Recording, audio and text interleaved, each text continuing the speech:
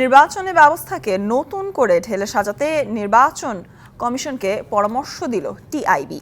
আর সুষ্ঠু ভোটের লক্ষ্যে জাতীয় নির্বাচনও দফায় দফায় আয়োজন করতে চায় নির্বাচন কমিশন। সকালে উপজেলা নির্বাচন নিয়ে নির্বাচন কমিশনের সাথে বৈঠকে বসে ট্রান্সপারেন্সি ইন্টারন্যাশনাল বাংলাদেশ। বৈঠক শেষে গণমাধ্যমের সাথে কথা বলেন টিআইবির নির্বাহী পরিচালক। বলেন, কাজের পদ্ধতির পার্থক্য থাকলেও নির্বাচনের ব্যাপারে একই প্রত্যাশা নির্বাচন কমিশন এবং টিআইবির। আর প্রধান নির্বাচন কমিশনার বলেন, সরকার এবং রাজনৈতিক দলগুলোর সহযোগিতা ছাড়া সুষ্ঠু, অবাধ, নিরপেক্ষ নির্বাচন সম্ভব নয়। ইভিএম নিয়ে শঙ্কা থাকলেও কোনো অভিযোগ ওঠেনি, তাই আগামীতে জাতীয় নির্বাচন সহ সব ভোট করতে চায় ইসি।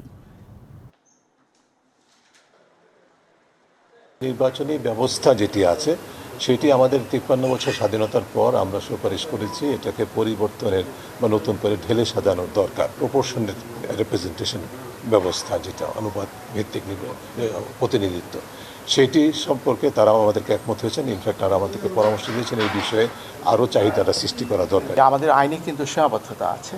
নির্বাচন যেটা হয়েছে সুন্দর ফেয়ার নির্বাচন হয়েছে, কিন্তু একটা ডেফিসিয়েন্সি রয়ে গেছে।